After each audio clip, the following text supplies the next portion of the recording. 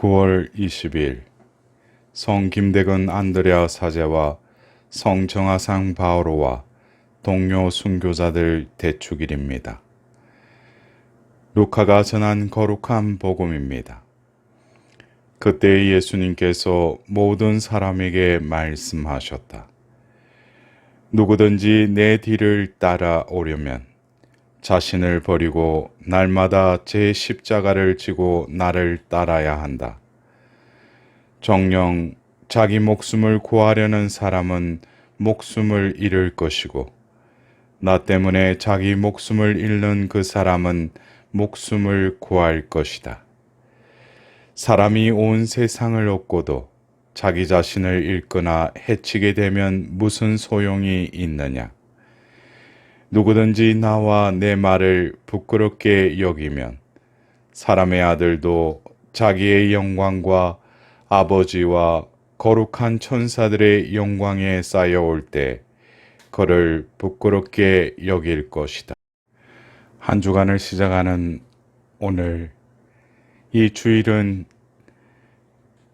한국인이라는 자긍심을 다시금 느끼는 대축일이기도 합니다.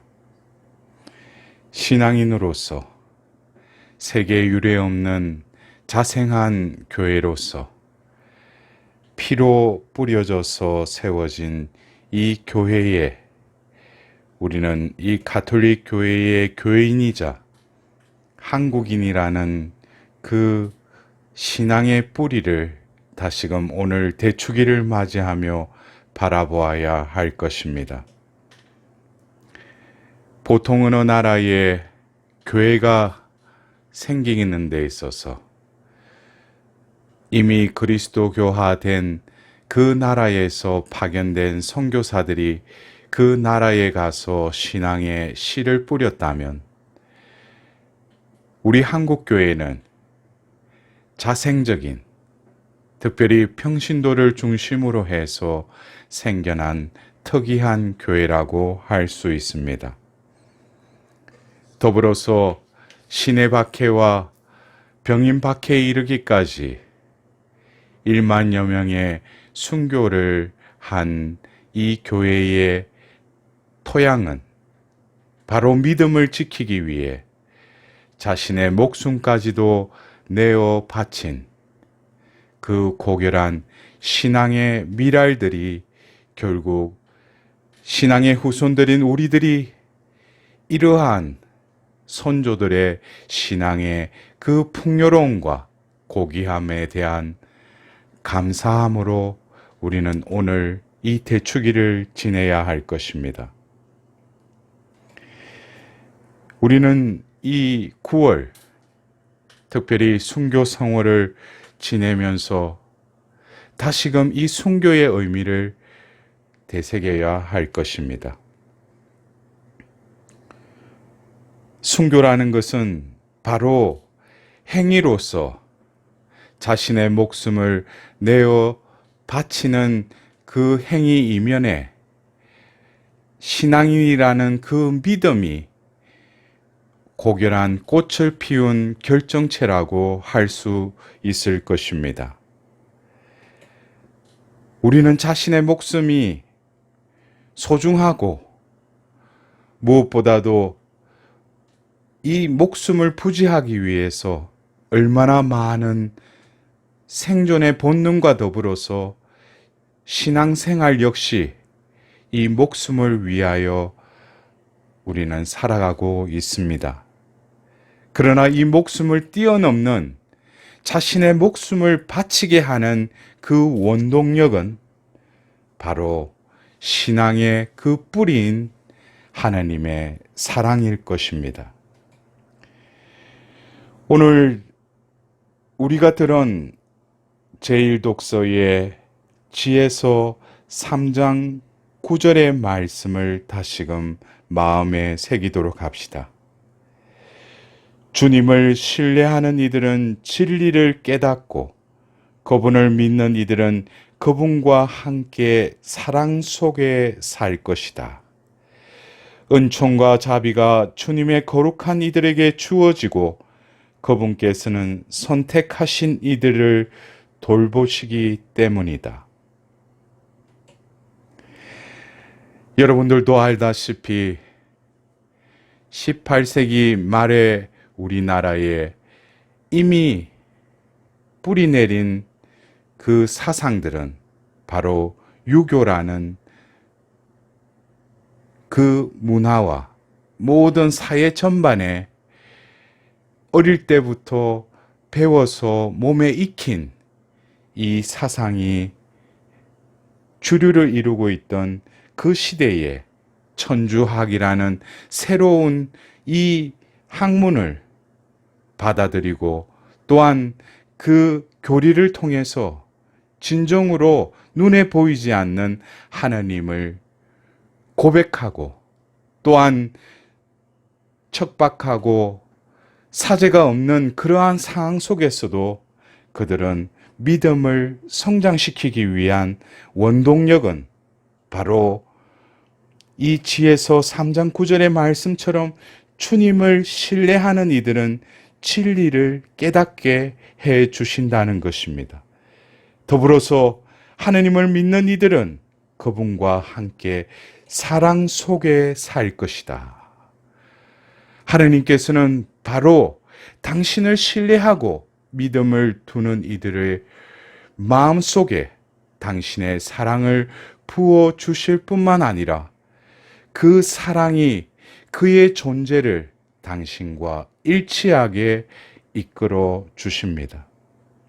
더불어서 바로 죄인임에도 불구하고 하느님을 고백하고 주님임을 알게 되고 영원한 생명을 알게 된 그들에게 하느님께서는 풍성한 은총과 더불어서 그들이 죄 속에서 그들을 건져낼 자비를 이 거룩한 이들에게 주실 뿐만 아니라 선택한 이들을 하나님께서 몸소 함께 하시며 돌보신다는 것을 말씀하고 계십니다. 그들의 그 척박하고 악조건 하에서의 그 신앙생활은 바로 3장 6절에 용광로 속에 금처럼 그들을 시험하시고 번제물처럼 그들을 받아들이셨다. 그분께서 그들을 찾아오실 때에 그들은 빛을 내고 구루터기들만 남은 밭의 불꽃처럼 퍼져 나갈 것이다. 오늘 우리는 루카 복음서의 9장 26절의 그 말씀과 같이 진정으로 이 현세에서 나와 내 말을 부끄럽게 여기면 사람의 아들도 자기의 영광과 아버지와 거룩한 천사들의 영광에 쌓여올 때에 그를 부끄럽게 여길 것이다. 이 말씀에 반대되는 조건은 바로 그 신앙을 간직하고 바로 하나님의 그 사랑의 유대감에 일치된 영혼들은 하나님께서 바로 때가 됐을 때 그를 들어 높이실 뿐만 아니라 바로 빛의 자손으로서의 온전한 빛의 그 밝음을 온전히 발산할 수 있도록 하나님은 존귀한 영광을 그들에게 다시금 부여해 주실 것이라는 것을 우리는 명심해야 할 것입니다. 이 순교라는 것은 바로 죽음을 가리키는 것 같지만 바로 그 죽음을 통하여 드러난 것은 바로 하나님의 그 사랑임을 깨달아야 할 것입니다. 그래서 오늘 제2독서에 바오로 사도의 로마서의 말씀 8장 35절에는 무엇이 우리를 그리스도의 사랑에서 갈라놓을 수 있겠습니까? 환난입니까? 역경입니까? 박해입니까? 굶주림입니까? 헐벗음입니까? 위험입니까? 칼입니까? 우리는 이 현세 속에서 지금 여러 가지 코로나로 인하여 또 여러 가지 자연적인 재해를 통하여 지구온난화로 이상기후에 우리는 혼란과 이때까지 경험하지 못한 여러 가지 상황들에 노출되어 있습니다. 진정으로 우리가 신앙인으로서 오늘 우리 선조들의 그 위대한 신앙의 그 깊이를 바라보도록 합시다. 바로 그들은 하나님의 사랑의 그 유대감 안에서 바로 힘을 얻고 자기 목숨 안에 내재되어 있는 하나님이 주신 영원한 생명을 온전히 죽음을 통하여 빛을 발했던 것입니다. 그래서 바로 구약에 바로 주님의 노래의 그 한 기절처럼 도살된 양처럼 여겨질 뿐만 아니라 우리는 우리를 사랑해 주신 분의 도움에 힘입어 이 모든 것을 이겨내고도 남습니다. 라고 말씀하십니다. 사랑하는 형제자매 여러분, 우리는 진정 하나님의 사랑으로 거듭 태어난 이들입니다. 또한 우리는 이 현세에서 여러 가지 환난과 역경과 또 다른 박해와 어려운 가운데에서도 바로 우리 안에 계시고 우리와 늘 함께 하시는 그분의 사랑이 우리를 세우시고 힘을 주실 뿐만 아니라 이 모든 것을 이겨내게끔 우리를 지탱하고 계심을 깨달아야 할 것입니다.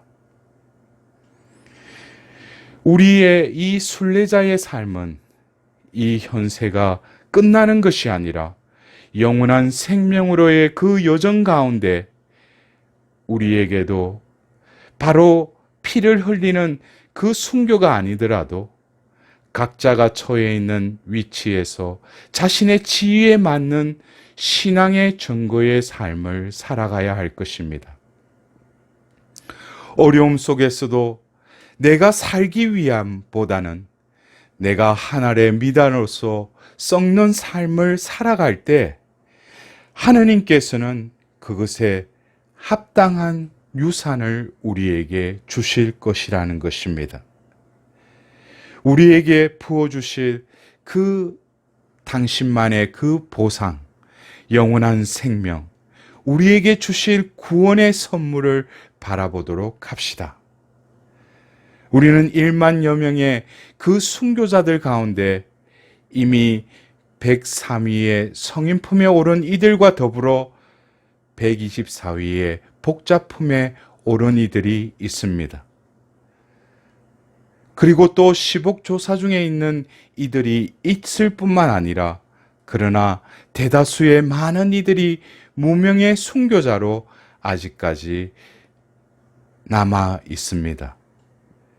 우리는 오늘 이 대축일을 지내면서 성인들과 복자들과 더불어 무명의 순교자들과 더불어서 이 현세에서 내에게 주신 이 생명이라는 이 존귀한 선물을 바로 신앙을 통하여 영원한 생명을 증거하고 더불어 내가 죽을 때에 이 100세계 순교의 삶을 살았노라고 하나님께 온전히 우리 자신을 산제물로 내어드리는 이 생의 마지막이 될 때 또한 우리들에게도 우리 순교 성인들에게 주셨던 그 영광을 신앙을 지키고 신앙을 살고 신앙을 증거하였던 우리들에게도 똑같이 주어질 것임을 의심하지 않습니다.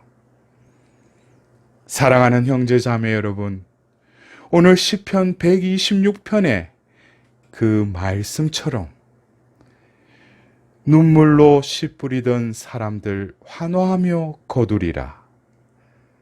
여러분들, 우리의 삶은 이것이 전부가 아니라 서막일 뿐입니다.